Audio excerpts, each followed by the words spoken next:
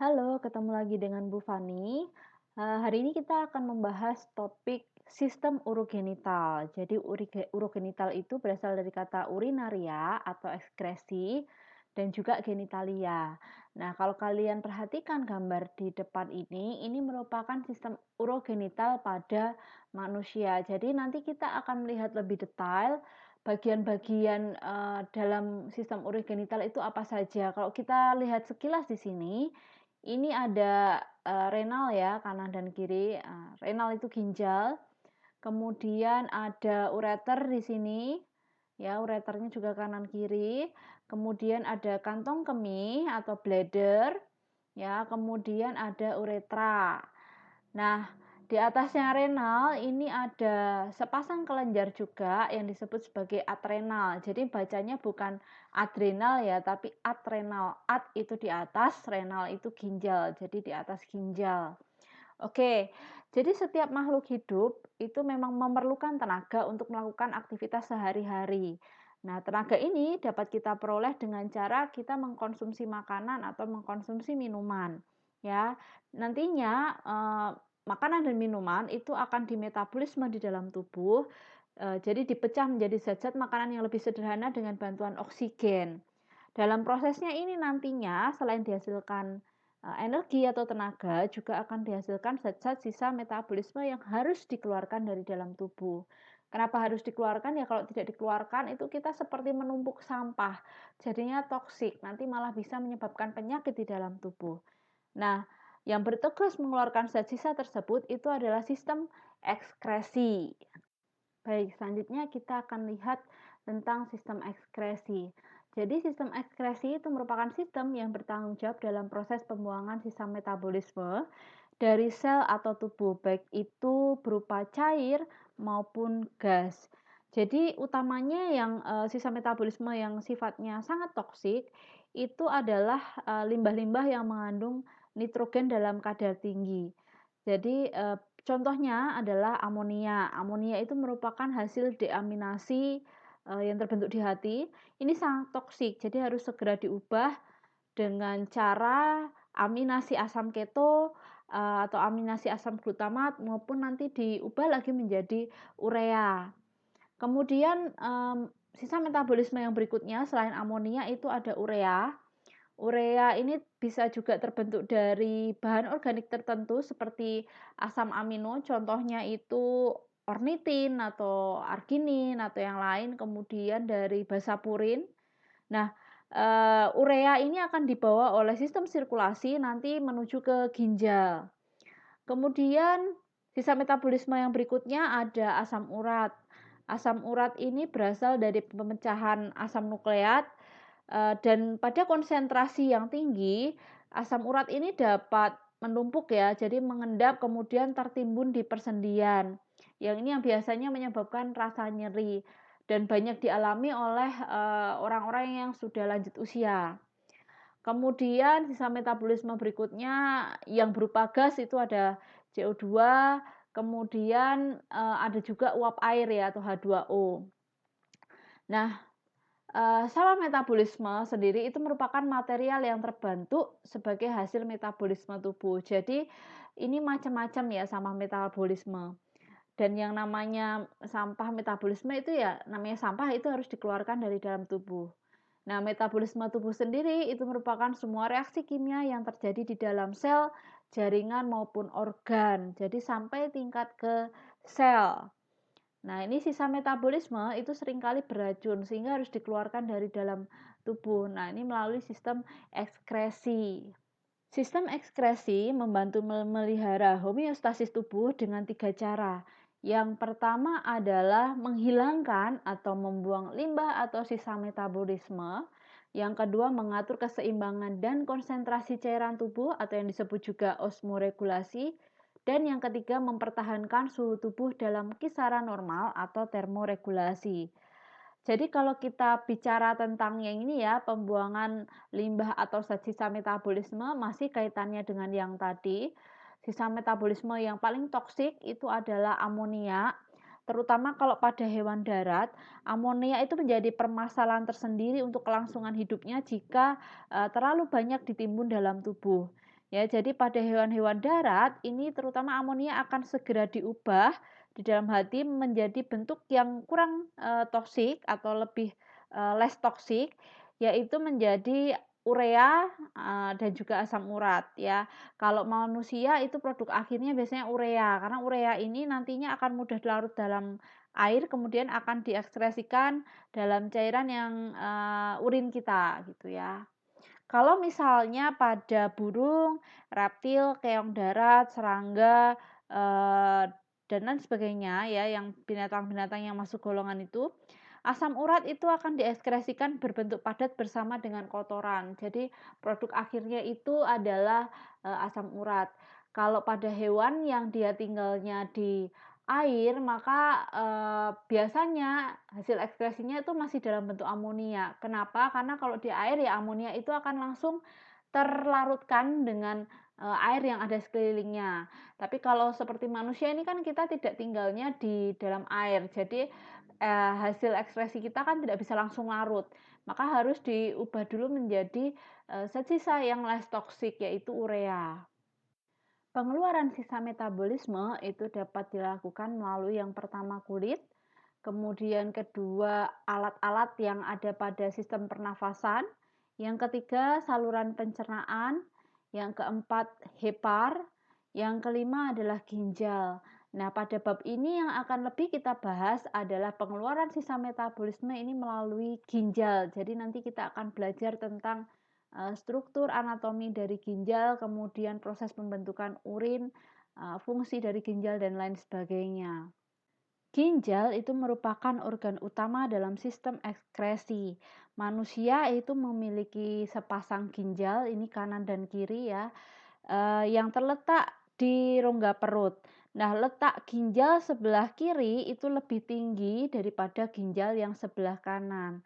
Hal ini dikarenakan pada ginjal yang sebelah kanan itu bagian atasnya itu terdapat hati yang ukurannya lumayan besar. Jadi ini mendesak ginjal itu turun ke bawah.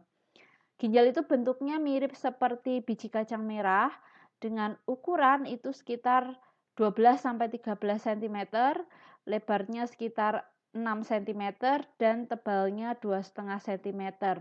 Beratnya rata-rata pada orang dewasa sekitar 150 gram.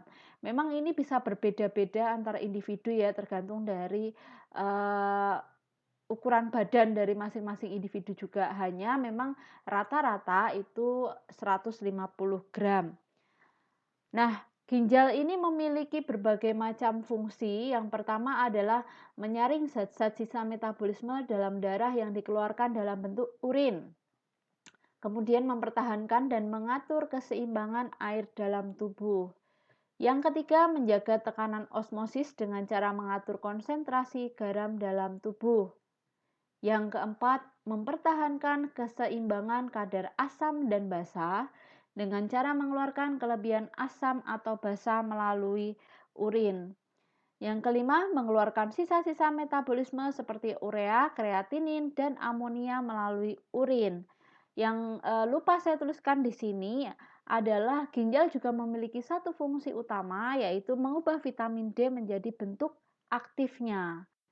Berikut ini adalah gambar skema dari gambaran ginjal secara umum hingga bagian yang paling detail. Ya, kalau kita lihat pada gambar ini adalah ginjal kanan dan kiri. Masing-masing ginjal akan dihubungkan oleh ureter.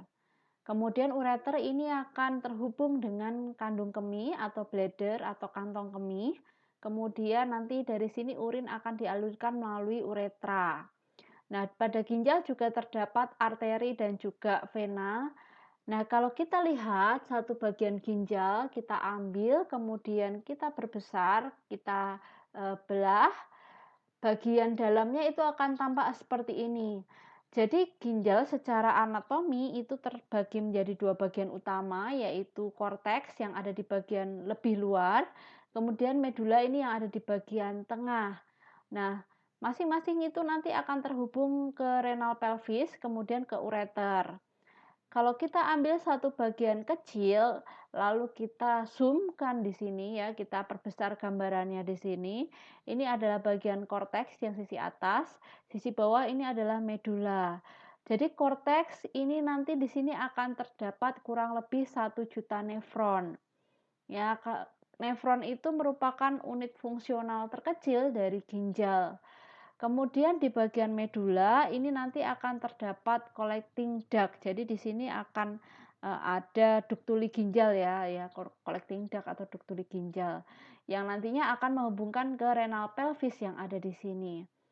Nah, kita lihat lagi, ini adalah gambaran detail dari nefron. Nanti kita akan lihat pada slide selanjutnya. Jadi di sini ini ada glomerulus, ada tubulus proximal, ada tubulus distal di sini, ada collecting duct, kemudian ini adalah lengkung Henle. Nanti proses filtrasi itu akan terjadinya di bagian glomerulus ini. Ini adalah gambar irisan dari ginjal sebelah kanan. Nah, kalau kita amati dari gambar ini adalah bagian-bagian ginjal. Jadi ginjal itu dibungkus oleh jaringan fibrosa tipis dan mengkilat yang disebut sebagai kapsula fibrosa. Ya, jadi ini di sini ini kapsula fibrosa dan bagian dalamnya tadi secara anatomi itu terdiri dari 2 bagian utama yaitu korteks dan juga medula. Ini korteks yang lebih sisi luar, medula yang bagian tengah. Ya, kemudian dibungkus oleh kapsul. Nah, di sisi sini ini ada corticomedullary junction. Yang disebut corticomedullary junction itu merupakan area yang nantinya akan menghubungkan antara korteks dengan medula. Jadi ini area yang menghubungkan antara sisi korteks ini dan juga sisi medula. Di bagian ini ada renal papilla. Jadi nanti setelah urin itu diproses di sini, nanti akan dibawa melalui renal papilla ini menuju ke major calyx ya, major calyx. Kemudian di sini ada renal sinus.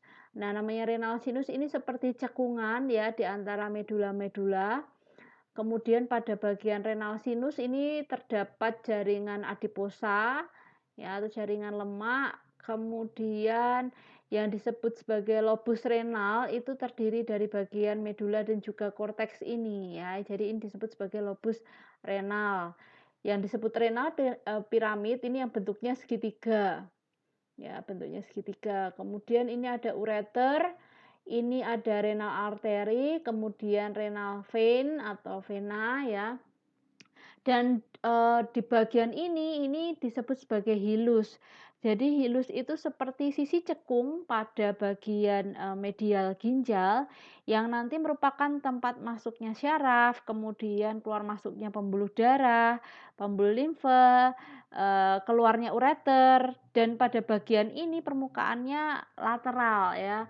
Kemudian ginjal itu juga mendapatkan aliran darah nanti masuknya melalui renal arteri ini. Jadi renal arteri itu merupakan cabang langsung dari aorta abdominalis. Nantinya darah vena itu akan dialirkan keluar melalui vena renalis yang nantinya bermuara ke vena cava inferior. Ini adalah penjelasan tentang lapisan-lapisan dari ginjal. Jadi ginjal dibungkus oleh jaringan fibrosa tipis dan mengkilat yang disebut kapsula fibrosa ginjal. Jadi pada bagian ginjal ini, bagian luarnya itu ada kapsula fibrosa. Kemudian di luar kapsul ini terdapat jaringan lemak perineal. Ini jaringan lemak perinealnya. Ya, kemudian di sebelah kranial ginjal, kranial itu bagian atas. Ya, kranial ginjal ini terdapat kelenjar anak ginjal atau glandula adrenal atau disebut juga suprarenal. Ini ya, bagian atas dari ginjal ini ada adrenal. Ini warnanya kuning. Nah, kelenjar adrenal ini bersama dengan ginjal dan juga jaringan lemak perineal itu dibungkus oleh fascia gerota. Jadi yang warnanya putih ini adalah fascia gerota.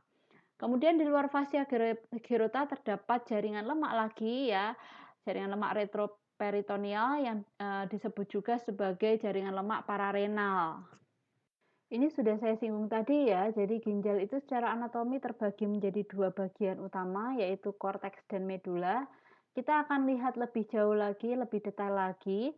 Jadi tadi memang bagian korteks ini dia terdapat kurang lebih ada 1 juta nefron, jadi ada ginjalnya itu ada 2. Ya, nefron di dalam tubuh itu sekitar 2, sekian juta nefron ya. Dan di bagian dalam nefron itu terdapat corpusculum renalis atau badan Malpighi. Nah, nefron itu merupakan unit fungsional terkecil dari ginjal ya, di mana kalau misalnya tadi masing-masing punya sekitar 1 juta nefron, maka kerja ginjal itu dapat dianggap sebagai jumlah total dari semua nefron yang ada di tubuh kita. Kemudian satu corpusculum renalis atau badan Malpighi itu terdiri dari dua bagian utama, yaitu yang pertama adalah glomerulus, di mana nanti fungsi utama dari glomerulus ini nanti akan memfilter cairan-cairan yang nanti akan dibentuk menjadi urin. Ya, glomerulus sendiri ini merupakan anyaman kapiler arteriola afferent dan juga arteriola efferent. Kemudian yang kedua adalah kapsula Bowmani, di mana kapsula Bowmani itu fungsi utamanya adalah menampung filtrat. Jadi kalau di sini tadi di glomerulus cairannya difilter, nah filtratnya itu akan ditampung di kapsula Bowmani. Bagian dari kapsula Bowmani itu ada lamina parietalis dan juga lamina visceralis. Nanti akan saya jelaskan lebih lanjut eh, yang sebelah mana parietalis, yang sebelah mana yang visceralis. Kemudian selain dua bagian utama ini, ada beberapa bagian lain yang terhubung dengan corpusculum renalis, yaitu tubulus contortus proximal, di mana sel-sel di sini berbentuk epitel kubus lapis.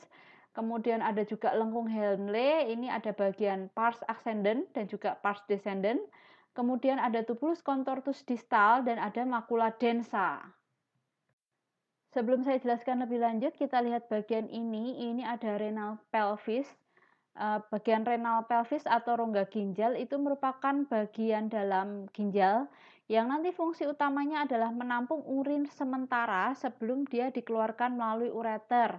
Jadi nanti urinnya akan ditampung di sini dulu sebelum nanti dikeluarkan melalui ureter.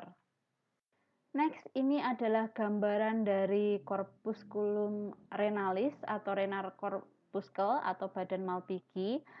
Kalau tadi pada bagian corpusculum renalis itu terhubung dengan macula densa, ini adalah macula densa di sini. Jadi macula densa itu merupakan bagian dari tubulus distal yang melewati daerah arterior kapsula Bowmani yang berupa kumpulan sel epitel tubulus distal yang dia meninggi dan rapat. Jadi ini sebenarnya kalau kita rotate ini dari sisi atasnya sebelah sini ya, ini sisi yang bawah. Kalau kita perhatikan pada gambar, ini ada bagian yang disebut apparatus juxtaglomerulus atau disingkat juga JGA. Jadi JGA itu terdiri dari sekelompok sel khusus yang letaknya dekat dengan kutub vaskular masing-masing glomerulus yang nantinya akan berperan penting dalam mengatur pelepasan renin. Jadi renin itu adalah suatu enzim yang nanti akan mengontrol volume cairan ekstraseluler dan kaitannya dengan pengontrolan tekanan darah. Dan JGA ini terdiri dari 3 macam sel. Yang pertama adalah sel juxtaglomerulus yang warnanya coklat di sini. Kemudian sel-sel dari macula densa yang ada di sini. Kemudian sel-sel mesangial yang ada di sini. Nah, nantinya sel mesangial ini juga memiliki fungsi lain. Yang pertama memberi tunjangan struktural pada glomerulus ya, jadi dia membantu menunjang glomerulus secara struktural. Kemudian menyintesis matriks ekstraseluler. Ketiga adalah mengendositosis, kemudian membuang molekul normal dan patologis yang terperangkap di membran basalis glomerulus. Jadi kalau ada apapun yang terperangkap di sini, dia akan mengendositosis maupun membuangnya. Kemudian menghasilkan mediator kimiawi seperti sitokin dan juga prostaglandin. Gambaran yang bulat ini adalah glomerulus ya. Kalau kita perhatikan di sini, glomerulus ini dia dibungkus oleh kapsula Bowmani. Nah, setiap glomerulus itu di sisi luarnya itu dibungkus lagi oleh sel-sel podosit, di mana sel-sel podosit ini merupakan bagian visceral dari kapsula Bowmani. Dan ini yang paling luar ini adalah bagian parietal dari kapsula Bowmaninya. Jadi kalau tadi di, kapsula Bowmani ada bagian parietal dan visceral, ini yang parietal, ini yang visceral. Jadi visceral itu yang kontak langsung dengan glomerulus. Corpusculum renalis atau badan Malpighi kemudian melanjutkan salurannya ke bagian medula renalis atau biasa juga disebut sebagai sumsum ginjal. Ini merupakan bagian tengah ginjal yang fungsinya nanti sebagai tempat berkumpulnya pembuluh-pembuluh halus yang mengalirkan urin ke saluran yang lebih besar. Di sini nanti proses yang terjadi adalah reabsorpsi dan juga augmentasi. Jadi kalau tadi di bagian korteks terdapat corpusculum renalis, proses yang terjadi di sana utamanya adalah filtrasi. Di bagian medula ini proses yang terjadi adalah reabsorpsi dan juga augmentasi. Dan medula ini terdiri dari 8 sampai 20 piramid Malpighi, di mana nanti juga terdapat lengkung Henle dan juga tubulus collectivus. Nefron, kembali lagi definisinya, merupakan unit fungsional terkecil dari ginjal.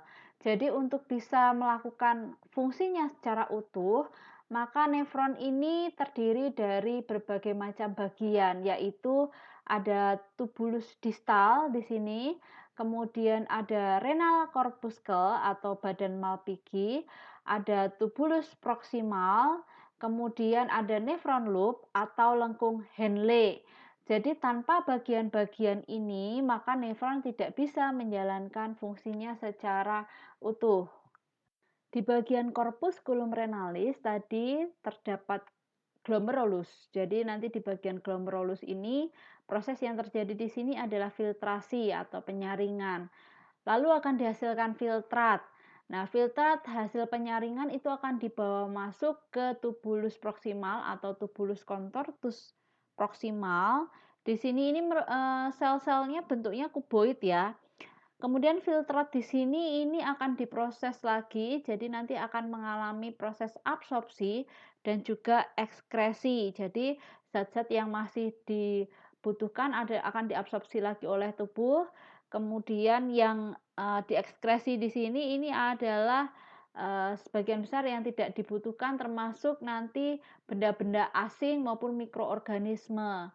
Kemudian nanti akan dilanjutkan masuk ke nefron loop atau lengkung Henle. Jadi lengkung Henle ini merupakan struktur yang bentuknya U, terdiri atas segmen tebal dan juga tipis, yaitu thick loop atau thin loop, baik itu descendant maupun ascendant. Dan pada bagian lengkung Henle ini nanti proses yang terjadi di sini ini adalah reabsorpsi air atau retensi air. Kemudian selanjutnya nanti cairan itu akan dibawa masuk lagi ke tubulus contortus distal. Jadi segmen tebal ascendant dari lengkung Henle itu akan menerobos bagian korteks. Kemudian nanti dia akan masuk ke tubulus distal ini. Nah, selanjutnya dari tubulus distal ini akan dibawa masuk melewati collecting duct atau tubulus ductus colligentes ya. Jadi di sini adalah collecting duct atau tubulus ductus colligentes atau tubulus collectivus. Jadi di sini nanti akan terjadi proses augmentasi atau pemekatan cairan urin. Nah, kalau kita amati ini gambar irisannya dari renal corpuscle, kemudian tubulus proximal dan tubulus distal. Nah, ini secara mikroskopis diwarnai dengan He, ini gambarnya seperti ini. Jadi ini ada tubulus contortus distal di sini, kemudian yang ini proximal, ini renal corpuscle atau corpusculum renalis.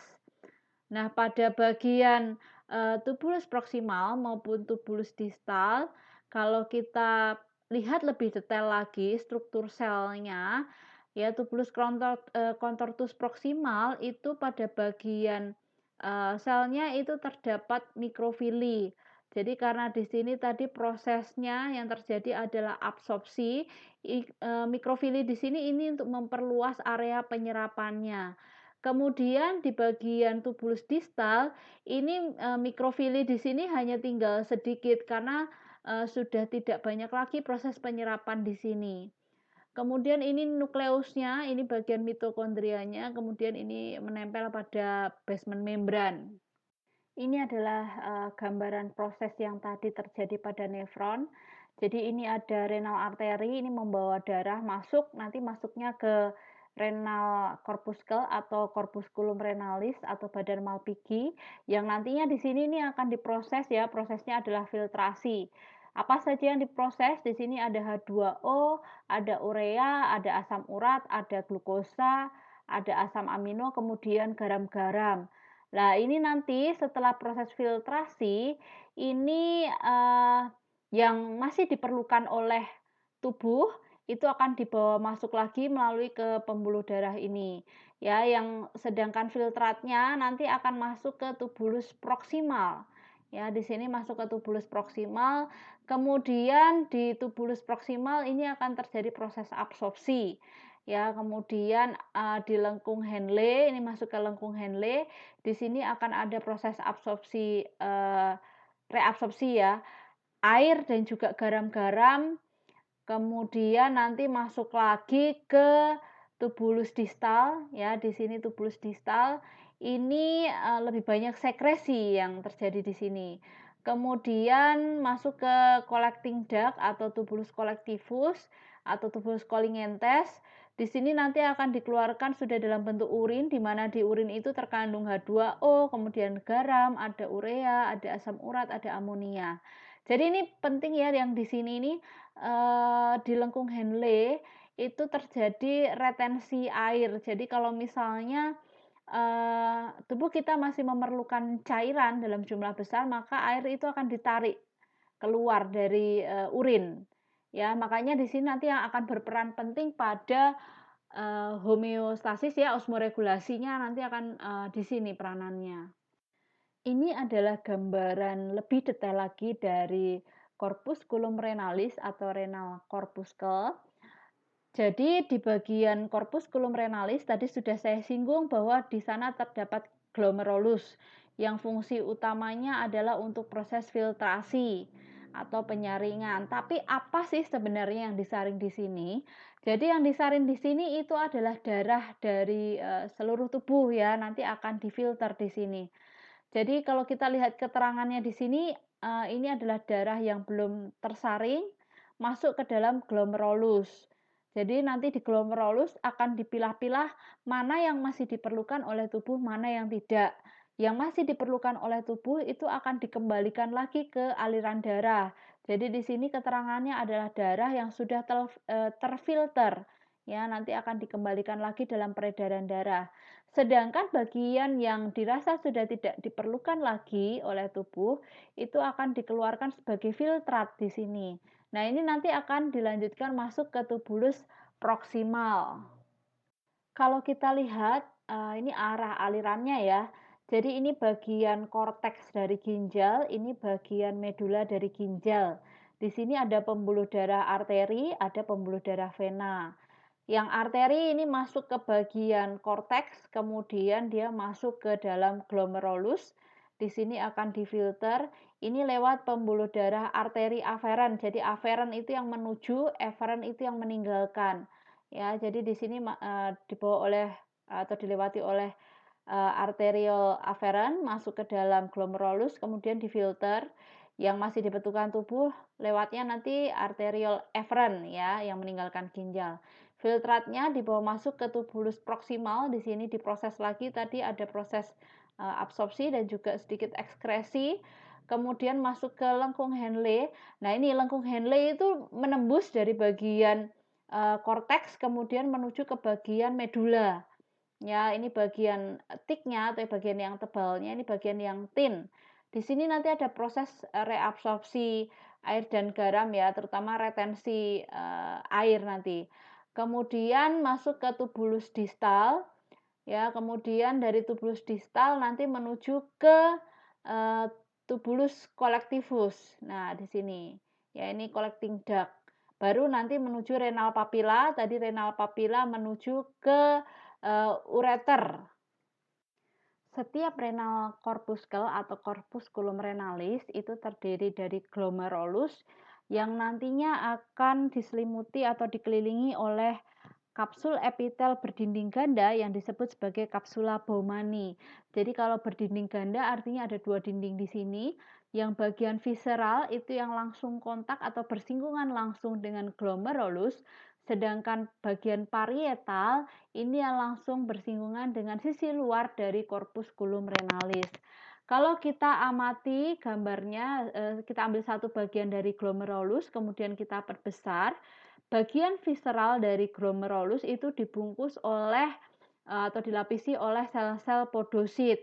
Ini adalah sel podosit. Jadi sel podosit itu dia bentuknya seperti stelata ya. Jadi bulat, kemudian ada kaki-kakinya. Nah, di ujung kaki-kakinya ini ada tonjolan yang kecil-kecil, ini seperti sisir. Jadi kalau kalian bayangkan kedua tangan kalian, jari-jari tangan kanan masuk ke sela-sela jari-jari tangan kiri. Nah, itu jari-jari dari sel podosit itu bentuknya seperti itu. Jadi saling menempati ruang yang kosong. Nah, jari-jari ini disebut sebagai pedicel. Dan ini tersusun rapat sehingga nanti proses filtrasi itu akan berlangsungnya di sini. Dan seperti biasa, setiap ada proses filtrasi itu pasti ada lubang-lubang atau pori-pori yang disebut sebagai fenestra ya. Di sini ada fenestra. Kemudian jadi ini fenestra ini menyusun membran filtrasi. Ada fenestra, kemudian ada basement membran, ada capillary endothelium. Ini gambaran mikroskopik dari corpusculum renalis. Jadi ini adalah bagian glomerulusnya. Yang pot ini sekeliling dari glomerulus ini ada sel-sel podosit disingkat pot. Kemudian di sini ada BC atau Bowman kapsul, ya ini bagian parietalnya. Kemudian di sini ada DC atau distal convoluted tubule, kemudian jadi ini tubulus distal. Kemudian MD ini makula densa, JG ini adalah juxtaglomerular cell. Berikut ini adalah aliran darah pada ginjal, jadi nanti yang akan diproses oleh ginjal.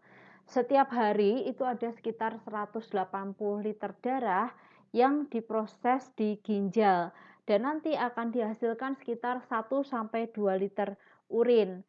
Nah, kalau kita amati di sini skemanya, darah itu masuk awalnya dari renal arteri ya, masuk ke sini, kemudian nanti menuju ke segmental arteri, kemudian menuju ke percabangan interlobar arteri. Jadi ini disebut lobus.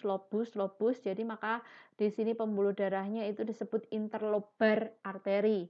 Ya, selanjutnya akan menuju ke arteri arcuata. Jadi ini arteri yang ukurannya lebih kecil lagi. Kemudian dari arteri arcuata masuk ke interlobular arteri. Jadi beda ya, ini interlobar, yang ini interlobular ya. Kemudian nanti selanjutnya masuk ke afferent arteriole. Jadi afferent arteriole kalau kalian perhatikan gambar yang ada di depan tadi, ini adalah arteri yang dia nanti arahnya menuju masuk ke glomerulus. Selanjutnya di glomerulus tadi kan ada proses filtrasi ya. Lalu darah yang keluar dari sini nanti masuknya ke efferent arteriole.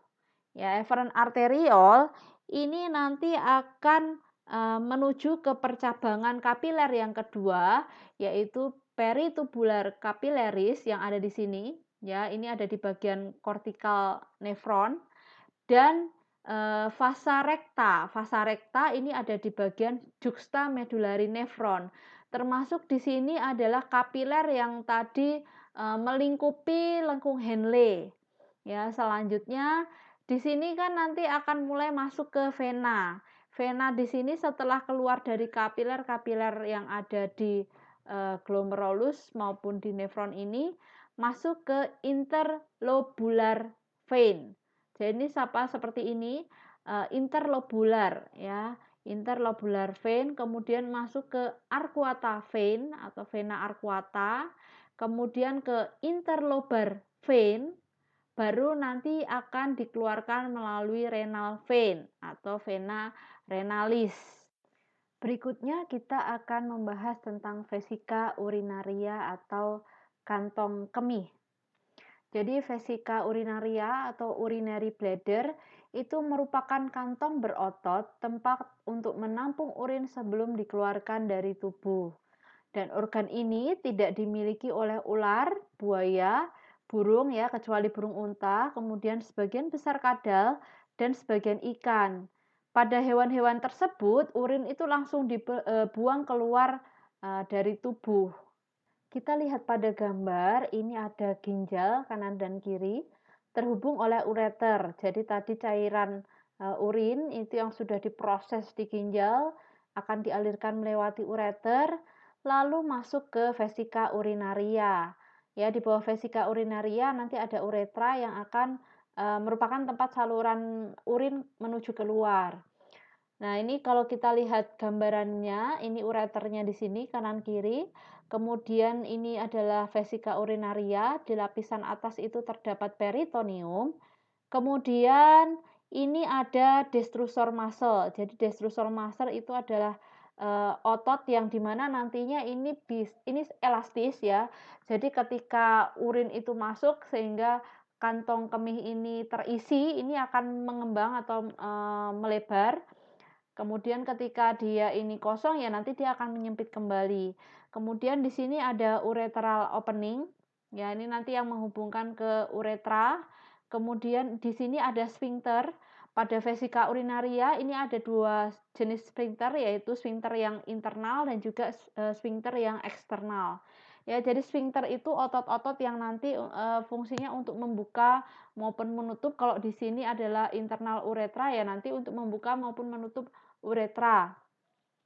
Nah, ini kalau kita ambil satu bagian lalu kita amati dengan diperbesar, lapisan dari vesika urinaria itu terdiri dari transitional epithelium yang ada di sini, kemudian lamina propria, kemudian submucosa. Ini gambaran dari lumen vesika urinaria. Ini adalah destrusor muscle-nya ya, otot-ototnya. Kemudian ini lapisan dari mukosa dan submukosanya. Lapisan mukosa terdiri dari transitional epithelium dan lamina propria. Kemudian ini lapisan submukosa ada di bawahnya. Ya, bagian muskular layer atau bagian destrusor muscle ini itu terdiri dari serat-serat yang dia bentuknya vertikal, horizontal atau oblik. Jadi oblik itu melingkari dari atau mengelilingi kantong kemih. Ya, kemudian bladder atau kantong kemih ini akan dikosongkan ya ke uretra nanti melalui opening ya atau saluran yang nantinya akan dikontrol oleh sphincter. Ini adalah proses pembentukan urin. Jadi urin itu dibentuk melalui 3 tahap. Yang pertama adalah filtrasi, yang kedua reabsorpsi, yang ketiga sekresi atau augmentasi. Ya, kita bahas dulu satu persatu mulai dari filtrasi. Ini terjadi di glomerulus, juga lapisan visceralis capsula Bowmani. Jadi ini tadi yang ada sel-sel podosit, ini fungsinya untuk memfilter juga di situ.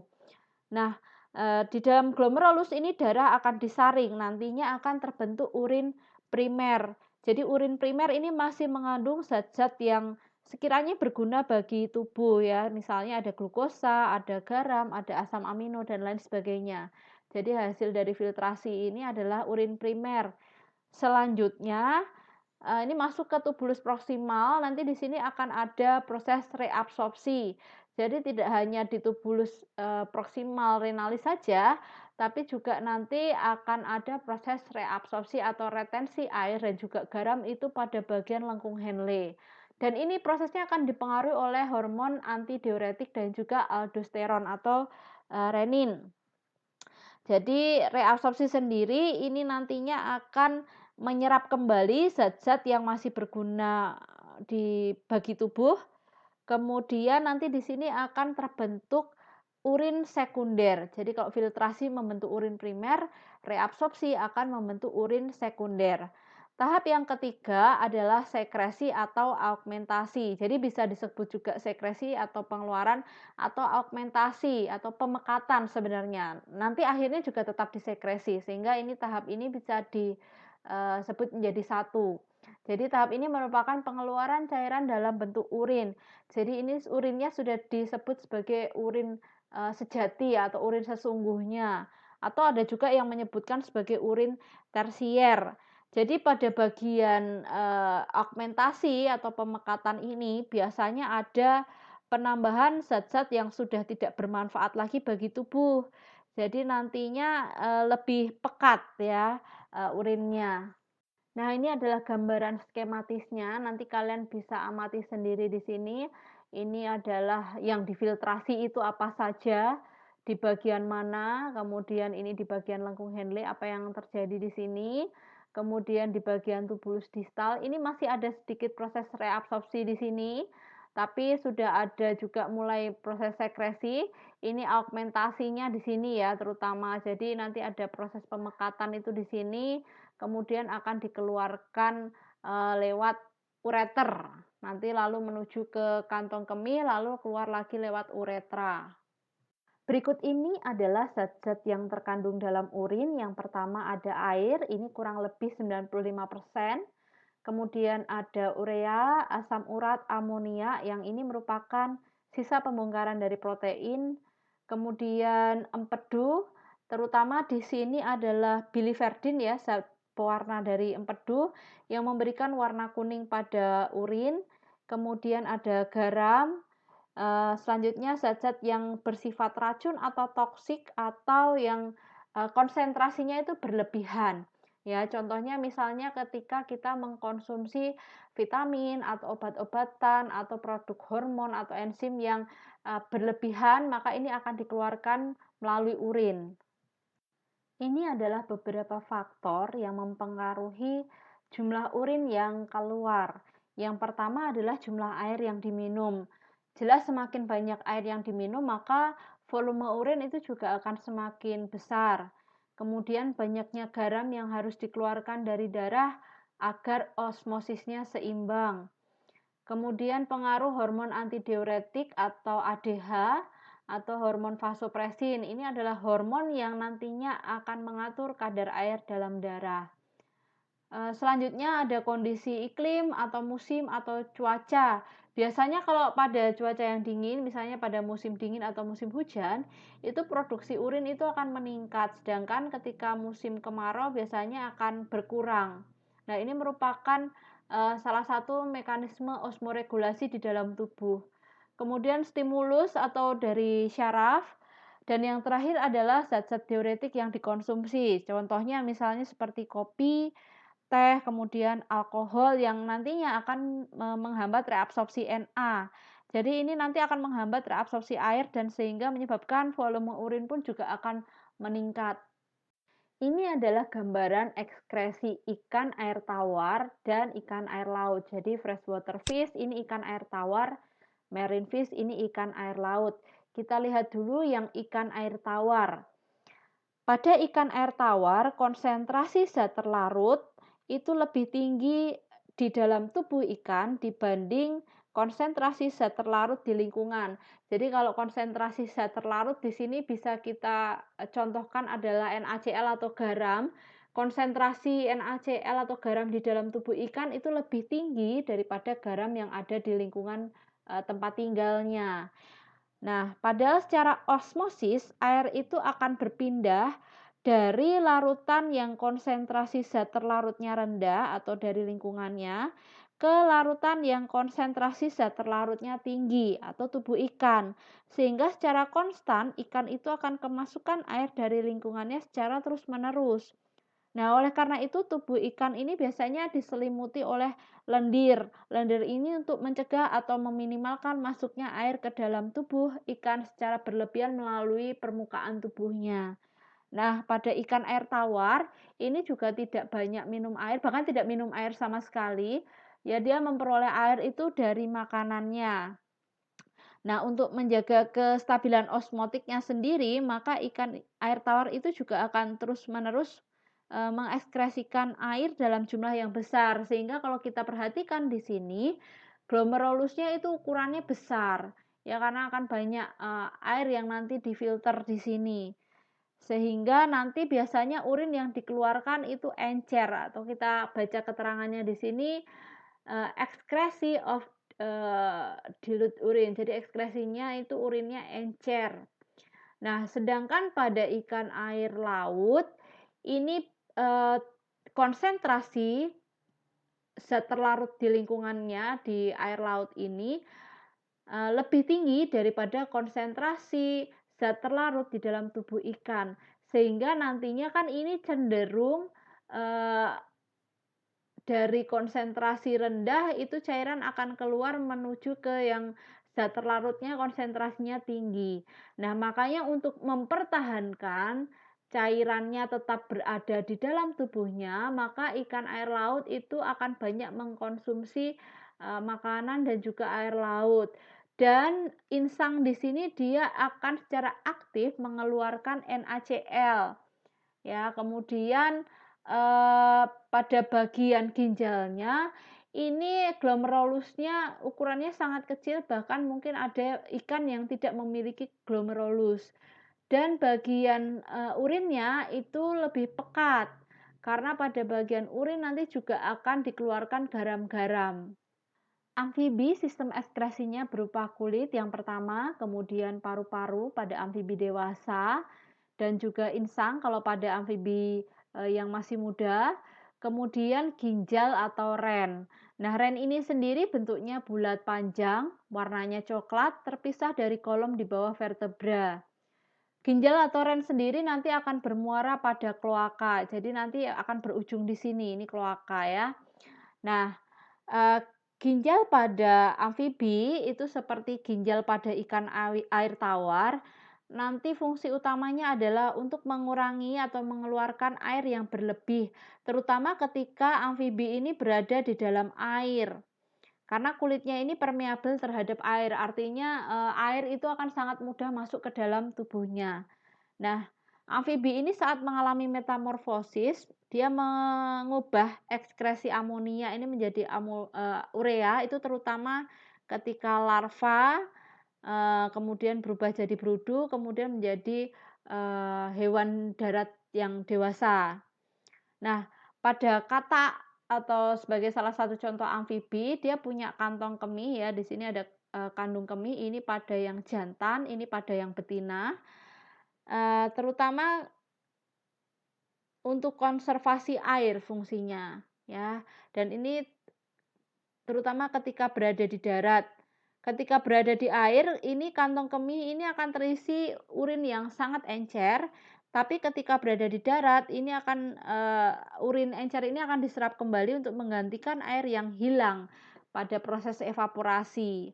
Nah, ini proses ini akan dikendalikan oleh hormon ADH atau antidiuretik hormon. Ini sistem urogenital pada katak. Jadi, ini adalah ginjalnya, ini pada yang betina, ini pada yang jantan. Ini adalah ginjalnya atau kidney, kemudian yang warna pink kecil ini adalah adrenalnya, kelenjar adrenal, kemudian ini ovarium. Ya, ini ovarium, ini adalah oviduct yang ini, kemudian ini ada, flatty bodies, ini atau, badan lemak. Ini saluran telur ya, ini masih saluran telur, kemudian ini ada arteri dan vena di sini. Ini ada usus halus, usus besar, kemudian ini uterus, ini bladder atau kantong kemih, kemudian lanjut ke kloaka. Sedangkan pada yang jantan di sini terdapat testikel, kemudian ada spermatic canal. Jadi ini nanti adalah di spermatic canal itu ada saluran yang nanti untuk mengeluarkan sperma. Kemudian yang pink ini masih adrenal ya, kelenjar adrenal. Kemudian ini kidney-nya atau ginjalnya. Ini small intestine, large intestine. Kemudian ini ureter masuk ke bladder atau kantong kemih, kemudian dikeluarkan nanti urinnya itu melalui kloaka di sini. Pada reptil, ren atau ginjal itu terletak di daerah sakrum dan dia warnanya coklat. ada sepasang kanan kiri sehingga ureternya pun juga ada kanan kiri, jadi dexter dan juga sinister. Dan pada hewan jantan itu sebelum bermuara di kloaka, terlebih dahulu akan bersatu dengan vas deferentia. Sedangkan kalau pada betina ini langsung bermuara di kloaka. Nah, vesika urinaria sendiri itu sebagai penampung urin sementara.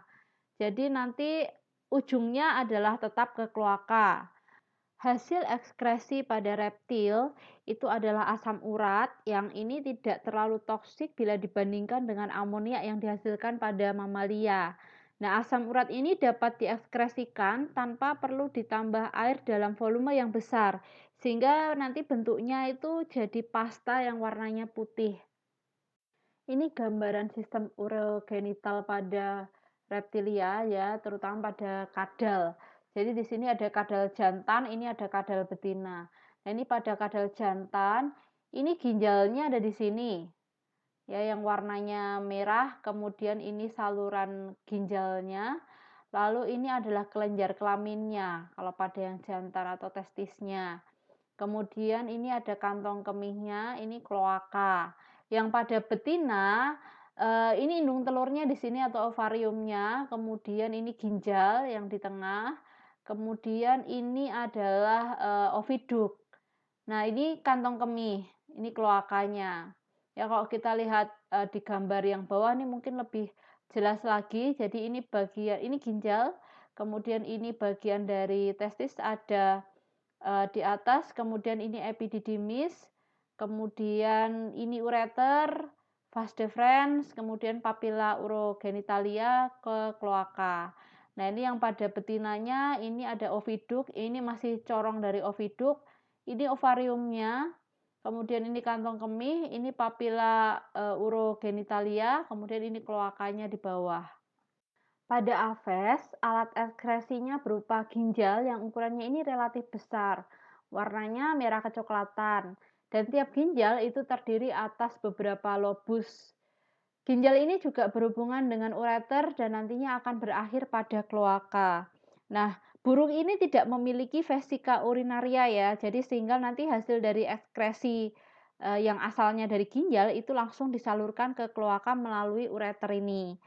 Nah, pada aves juga sampah nitrogen itu dibuang sebagai asam urat yang nantinya akan dikeluarkan lewat kloaka. Asam urat ini bentuknya kristal putih yang nanti akan bercampur dengan feses juga. Kemudian kalau pada burung laut, biasanya ekskresi garam itu akan melalui nares juga. Nares itu lubang hidung. Jadi ini fungsinya untuk mengimbangi makanan yang kalau burung laut biasanya makanannya ikan laut yang memang kadar garamnya itu juga cukup tinggi ya. Ketika dia makan biasanya tidak hanya ikan saja yang masuk ke dalam mulutnya tapi juga air laut, sehingga nanti biasanya untuk pengeluaran garam-garam ini tidak hanya melalui asam urat yang lewat kloaka saja, tapi juga lewat pengeluaran garam lewat lubang hidung atau naresnya. Pada bagian kloaka ini nantinya juga akan terdapat proses reabsorpsi air sehingga nanti akan menambah jumlah air di dalam tubuh dari aves itu sendiri. Jadi ini ada alat ekskresi burung yang jantan, yang di sini alat ekskresi burung yang betina. Ini ginjalnya, ya ini testisnya, masing-masing punya saluran tersendiri. Ini saluran sperma, ini ureter, kemudian ini berujungnya nanti di kloaka. Ini pada burung yang betina, ini ada bagian ovarium di atas ya. Kemudian ginjal di sini, ini ureter, kemudian ini oviduk. Jadi oviduk ada kanan dan kiri. Hanya saja bagian yang kanan itu oviduknya tidak berkembang ya. Kalau yang kiri itu berkembang dengan baik, kemudian berujung ke kloaka. Nih ya.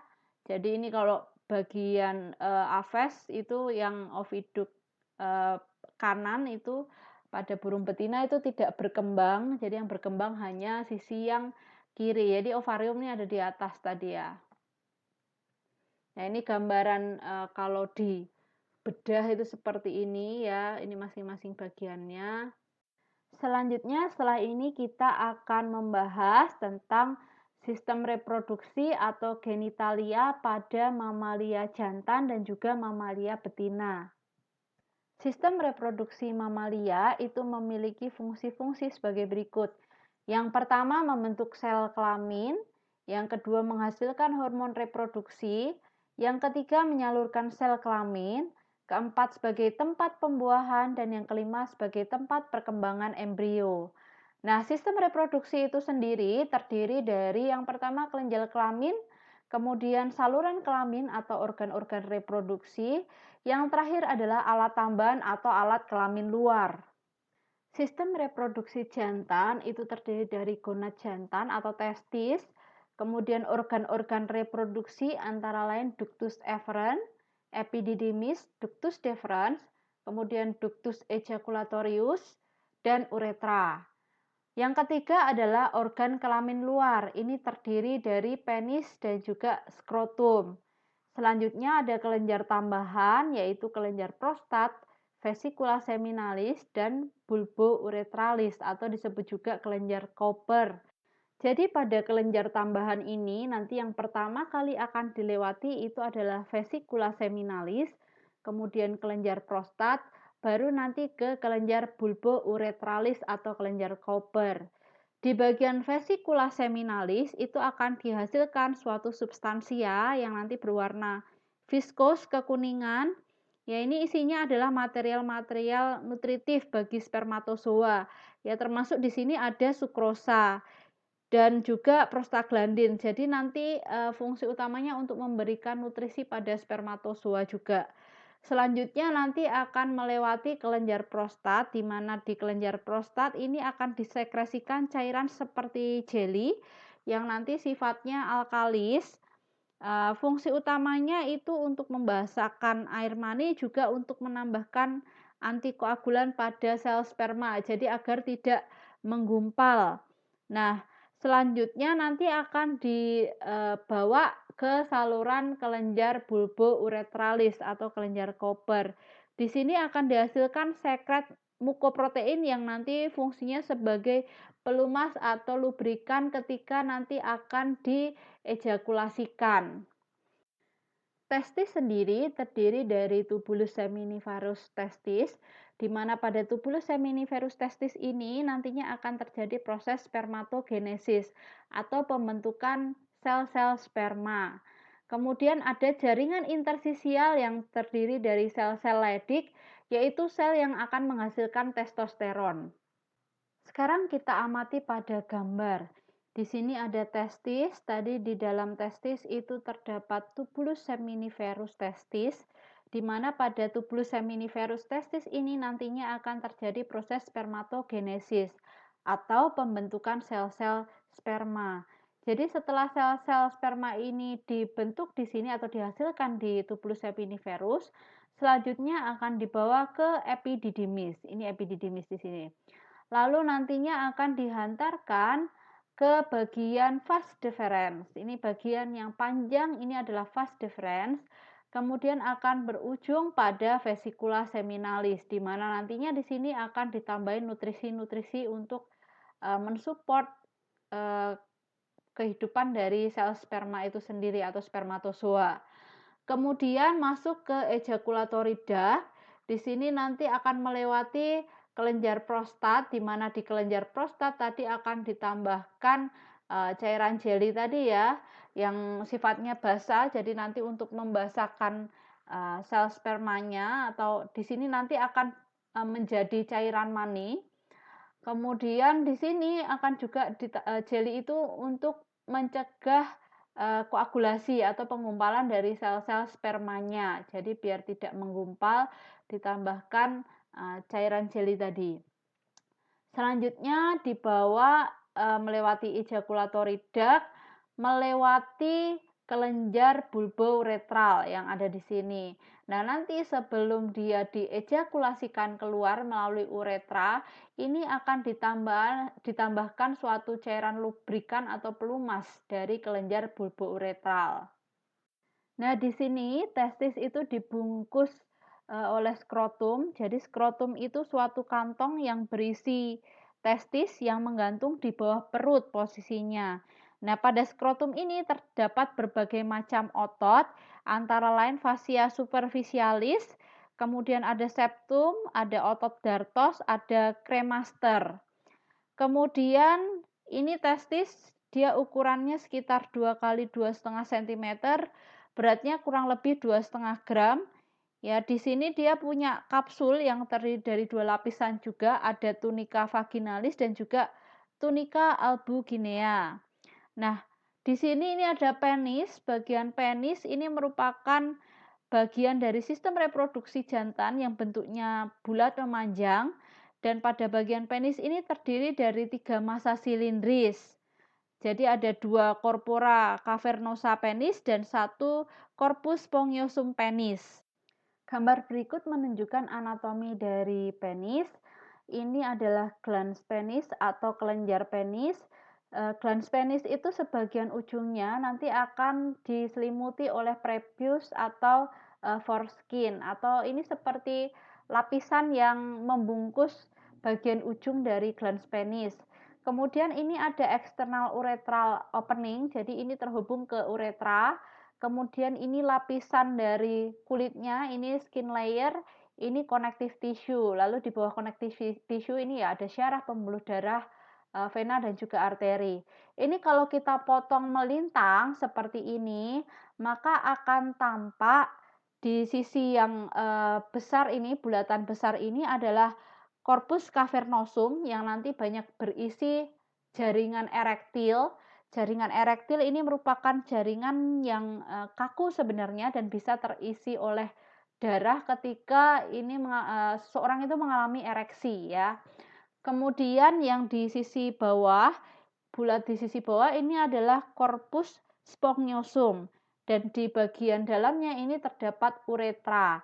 Nah, ini lapisan pada penis itu terdiri dari kulit, kemudian lapisan subkutan, baru jaringan konektif.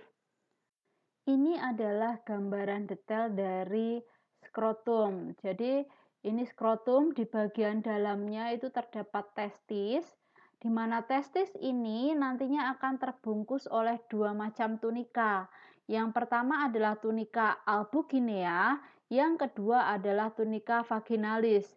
Dan di sini tunika vaginalis itu ada yang lapisan visceral yang langsung menempel ke tunika albuginea, dan ada lapisan parietalnya ya, di sini yang di sisi sebelah luar.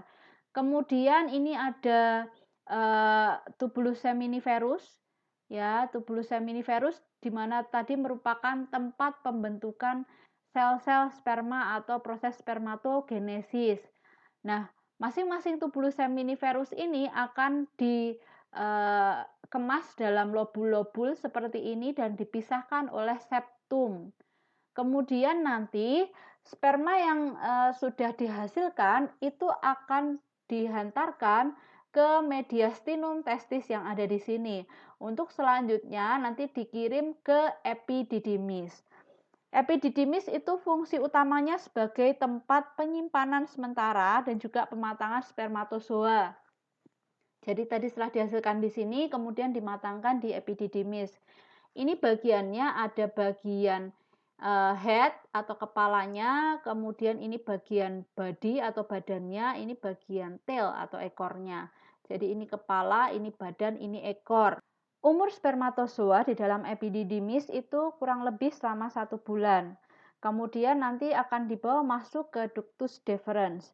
Jadi ductus deferens itu merupakan saluran yang nanti fungsi utamanya untuk menyimpan spermatozoa ya. Jadi biasanya bisa disimpan sampai berbulan-bulan di sini dan mendorong sperma tersebut menuju ductus ejaculatorius dari uretra sewaktu akan ejakulasi. Nah, di sini ada pembuluh darah ya dan juga syaraf. Kemudian kalau misalnya tubulus seminiferus di sini kita potong secara melintang. Nah, kemudian kita lihat gambarannya secara lebih detail lagi. Kita akan melihat di sini ada sel-sel interstisial di bagian luar. Kemudian ini adalah tubulus seminiferusnya ya, ini diameternya sekian. Kemudian ini bagian lumennya dari tubulus tersebut. Kemudian ada sustentacular cell, ada juga sel-sel sperma, ada spermatid, ada spermatogonia. Interstitial cells di sini ini merupakan nama lain dari sel Leydig.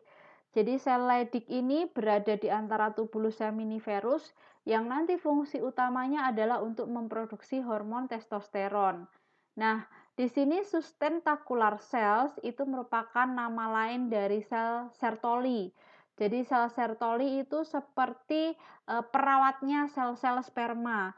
Dia ini nanti fungsinya adalah untuk memberi nutrisi, ya, memberi makan, kemudian membentuk blood tester barrier, kemudian bekerja sebagai pembersih dengan memfagositosis zat-zat sisa selama spermatogenesis, yang selanjutnya memproduksi androgen dan juga memproduksi inhibin. Ini adalah gambaran proses spermatogenesis atau pembentukan dari spermatozoa. Nah, spermatozoa ini nantinya akan dihasilkan di tubulus seminiferus. Dalam prosesnya ini nanti akan dipengaruhi oleh dua macam hormon, yaitu hormon FSH dan juga hormon LH. Hormon FSH di sini ini akan merangsang pembentukan sel sperma, kemudian merangsang sel Sertoli. Tadi adalah sel yang untuk memberikan nutrisi ya atau makanan, dan nantinya sel Sertoli ini akan menghasilkan androgen binding protein atau ABP. ABP sendiri ini nanti akan memicu spermatogonium melakukan spermatogenesis. Nah, kemudian LH ini akan merangsang sel Leydig untuk memproduksi testosteron. Jadi sel Leydig tadi yang ada di bagian luar dari tubulus seminiferus. Setiap proses spermatogenesis ini memerlukan waktu sekitar 65 sampai 75 hari sampai nantinya terbentuk sel sperma yang fungsional. Dan sel sperma ini dapat dihasilkan sepanjang usia laki-laki dewasa, kecuali jika ada kelainan tertentu. Kalau kita perhatikan potongan dari tubulus seminiferus, ya ini yang bagian coklat ini adalah bagian tepinya, sedangkan yang ada spermatozoanya ini adalah bagian lumennya. Di bagian tepi itu terdapat germinal cell, ini merupakan bakal atau calon spermatozoa. Jadi memang nanti arah pergerakannya itu ke arah lumen. Nanti ketika sudah menjadi spermatozoa yang ada di lumen, ini akan mencari nutrisi itu dari sel Sertoli yang ada di daerah pinggir atau tepi. Sel Sertoli di sini ini memiliki ciri khas ukurannya cukup besar, kemudian bentuknya ini piramidal, dia bertumpu pada membran basalis dari tubulus seminiferus, dan bagian apikalnya atau ujungnya ini mencapai lumen dari tubulus seminiferus. Dan nantinya biasanya di bagian apikal ini akan terdapat kumpulan spermatozoa. Jadi terutama bagian kepala dari spermatozoa itu nanti akan mengarah ke sel Sertoli. Oke, sekarang kita masuk ke topik bahasan kita yang terakhir, yaitu sistem reproduksi pada wanita. Jadi sistem reproduksi pada wanita itu terdiri dari yang pertama gonad wanita, itu ovarium, di mana nanti di ovarium itu akan ada proses oogenesis atau pembentukan dari sel telur. Kemudian organ reproduksinya itu ada tuba fallopi atau oviduk, kemudian ada uterus dan juga vagina. Sedangkan organ kelamin luarnya ada labium minora, labium mayora, dan juga klitoris. Nah, di sini ini ada ovarium ya. Ovarium itu merupakan tempat oogenesis dan juga ovulasi. Jadi kalau oogenesis itu pembentukan dari sel telur, kalau ovulasi itu adalah proses ketika sel telur yang sudah matang itu dikeluarkan dari ovarium menuju ke tuba fallopi untuk selanjutnya nanti akan dibuahi. Nah, jaringan ovarium sendiri ini terdiri dari sel-sel folikel, di mana sel-sel folikel nantinya ini akan menghasilkan hormon estrogen, dan sel-sel folikel ini dalam perkembangannya nanti akan menjadi folikel yang matang yang disebut juga sebagai folikel graft. Nah, folikel graft ini ketika dia matang maka dia akan melepaskan sel telur melalui proses ovulasi ya. Kalau misalnya nanti ovulasi sudah terjadi, maka folikel yang sudah tidak ada sel telurnya tadi ini akan membentuk corpus luteum, di mana corpus luteum nanti akan memproduksi hormon progesteron. Pada layar ini tampak gambaran sistem urogenital pada wanita. Ini ureter terhubung nanti menuju ke urinary bladder atau kantong kemih. Kemudian ini uretra. Di sini ini ada ovarium. Ya, ovarium itu tadi tempat terjadinya oogenesis atau pembentukan sel telur dan juga ovulasi. Jadi tadi sel telur yang sudah matang ya, dia dilepaskan dari follicle graft. Lepaskannya kemana? Nanti dilepaskan dari ovarium lalu ditangkap oleh fimbre. Ya, ini ada fimbre, ini seperti tangan-tangan kecil gitu ya. Kemudian masuk ke oviduct atau tuba Fallopi. Nah, di sepanjang oviduct ini nantinya akan ada silia yang menggelindingkan sel telur itu menuju ke uterus. Nah, menjelang ovulasi, sebelum sel telur ini dilepaskan dari ovarium, ini biasanya uterus ini dindingnya akan menebal. Jadi nanti tujuannya kalau terjadi proses fertilisasi oleh sel sperma, maka bagian dinding uterus ini dia akan bersiap menerima zigot ya. Jadi tempat nanti menempelnya zigot. Nah, ini akan menebal. Kalau misalnya nanti tidak terjadi fertilisasi, maka bagian dinding yang menebal ini akan luruh dan keluar sebagai darah menstruasi. Nah, nanti pembuahan itu terjadinya tidak di uterus. Pembuahan itu terjadinya pada tuba Fallopi yang ada di sini.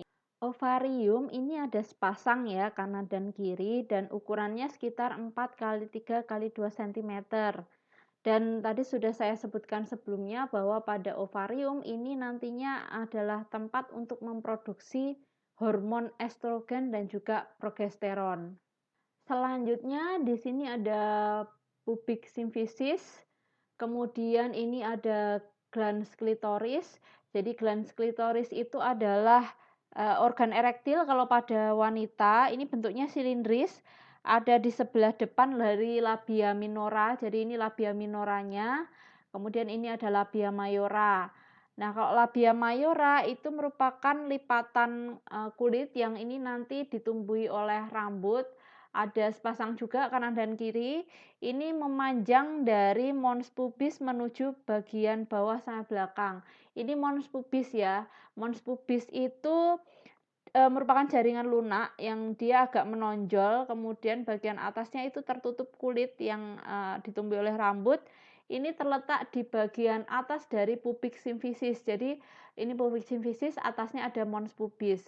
Kemudian labia minora ya, ini yang di sisi dalam ya, tertutup biasanya oleh labia mayora.